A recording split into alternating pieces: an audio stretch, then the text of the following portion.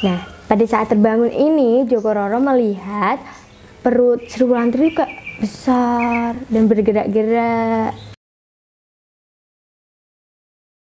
Hai, assalamualaikum warahmatullahi wabarakatuh. Nama saya Vita Alicia. Hari ini saya akan bercerita tentang sejarah Kuasen. Mulai dari asal-usul nama desa Kuasen, cerita yang pernah booming di desa Kuasen, prasasti yang ditemukan di desa Kuasen, dan tempat wisata di desa Kuasen.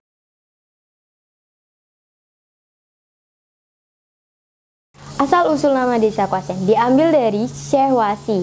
Nah, Syekh Wasi ini seorang ulama di desa Kuasen. Karena pada zaman itu, zaman masih Hindu-Buddha, ia mengajarkan agama Islam di desa Kuasen. Dan warga sekitar mulai berdatangan ke rumah Syekh Wasi untuk belajar agama Islam. Karena ilat Jawanya orang Kuasen, jadinya ngomong Syekh Wasi itu kayak susah banget. Nah, mulailah muncul tuh nama Kuasen. Dan jadilah desa ini nama Kuasen.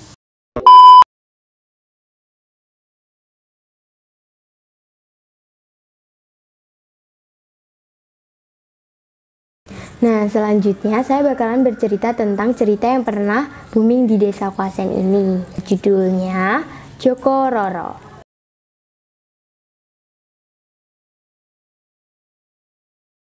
Pada zaman Majapahit, ada seorang kakak beradik yang melakukan perjalanan jauh dan beristirahat di desa Kuasen. Nah, pada saat beristirahat, mereka berdua tertidur pulas. Nah, pada saat mereka berdua tertidur, ada piyuyu yang masuk ke dalam perut adik Joko Roro, yaitu Sri Wulandari. Joko Roro terbangun terlebih dahulu sebelum Sri Wulandari. Nah, pada saat terbangun ini, Joko Roro melihat perut Sri Wulandari kok besar dan bergerak-gerak. Dia mengira kalau Sri Wulandari hamil karenanya.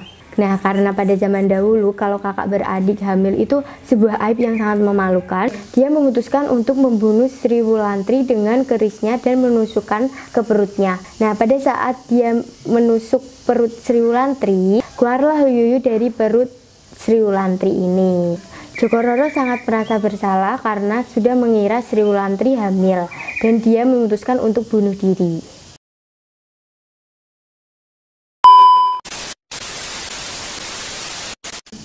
Selanjutnya, penemuan prasasti di desa Kuasen.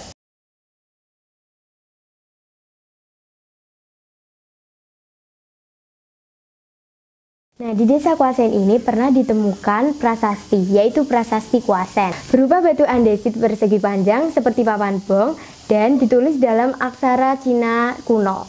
Diperkirakan aksara ini ditulis pada zaman Kerajaan Lingga atau Kerajaan Jepara. Selanjutnya, wisata yang ada di desa Kuasen. Wisata Kali Tambak Romo di desa Kuasen. Pada zaman dahulu, ada kakek yang disepuhkan di desa Kuasen. Dia sangat ingin sekali membuat bendungan atau tambak, yang nantinya bendungan atau tambak ini bisa mengaliri ratusan hektar. Seorang kakek yang disepuhkan melakukan pertapaan atau bersemedi untuk meminta kepada Yang Maha Kuasa untuk bisa membuat tambak atau bendungan dalam waktu semalam. Nah, pada saat sang kakek ini sedang bertapa, ada seorang nenek yang tidak suka akan keberadaan bendungan atau tambak itu. Nenek ini mengambil kapas, dikupas, diangkai, dan dijemur agar kapas ini bisa memancarkan cahaya di waktu fajar menjelang pagi untuk mengelabui sang kakek agar gagal dalam melakukan topo broto meminta ke Yang Maha Kuasa. Dan seketika permintaan nenek terkabulkan dan kapas-kapas bercahaya seperti cahaya pagi hari. Padahal waktu itu waktu masih fajar dan gelap. Kakek sepuh kaget dengan kejadian tersebut. Beliau pun malu, putus asa, kecewa, dan gagal dalam membuat bendungan itu. Seketika pembuatan bendungan itu tidak dilanjutkan dan didiamkan hingga rusak. Dalam Tambak Romo ada keanehan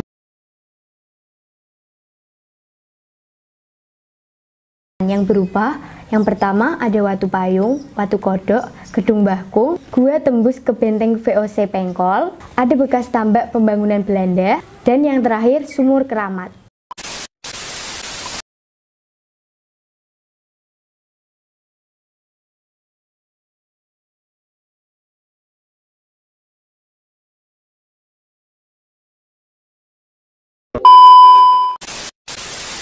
Sampai di sini cerita yang dapat saya sampaikan. Terima kasih sudah menonton video ini sampai selesai. Jangan lupa like dan share ya.